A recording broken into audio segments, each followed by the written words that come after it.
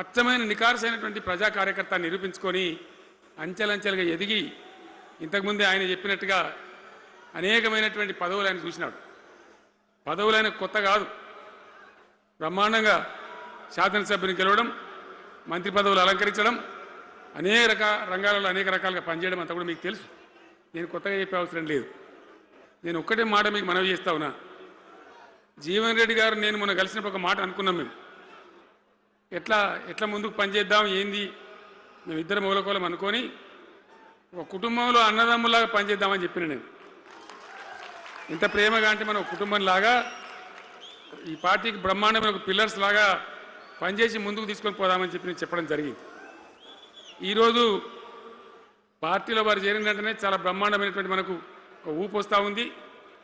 నేను జీవన్ రెడ్డి గారిని కోరుతా ఉన్నా, జగిత్యాల మందం కాదు, జగిత్యాల జిల్లా కాదు, పాత కరీంనగర్ జిల్లా కాదు, మీరు ఆదిలాబాద్ చూడాలి, నిజామాబాద్ చూడాలి, పరిసర జిల్లాలు చూడాలి. పార్టీ ప్రధాన కార్యదర్శిగా ఈ నిమిషం నుంచి నేను అపాయింట్ చేసుకుంటా ఉన్నాను. బ్రహ్మాండంగా ఈ ప్రాంతం అంతా కూడా మీ సేవలు అవసరం ఉన్నాయి పార్టీకి. అదే కాదు, 600 ఏది ఏమైనా ఏమవుతుంది, 100% మళ్ళా బీఆర్ఎస్ గవర్నమెంట్ వస్తుంది. వస్తుందా?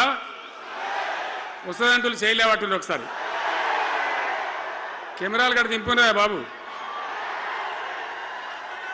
వస్తుంది కదా.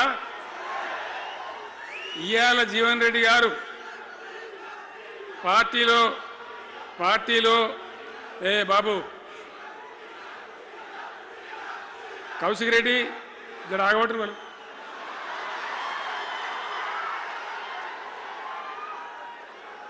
పార్టీలో పనిచేసి పార్టీ కోసం సేవ చేయడమే కాదు, రేపు భవిష్యత్తులో బీఆర్ఎస్ గవర్నమెంట్ ఏర్పడిన తర్వాత కూడా బ్రహ్మాండమైన పదవిలో ఆయన అద్భుతమైన సేవలు మీ జిల్లా మొత్తానికి అందించబోతాడు.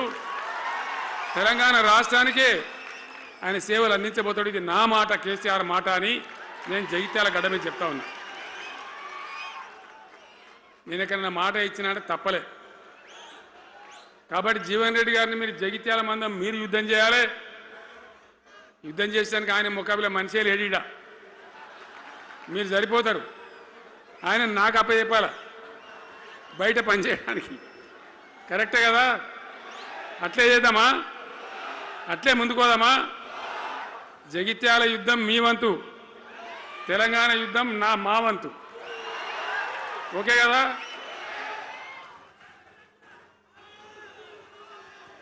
ఇప్పుడు ఏమైతుంది? ఏం కావాలి?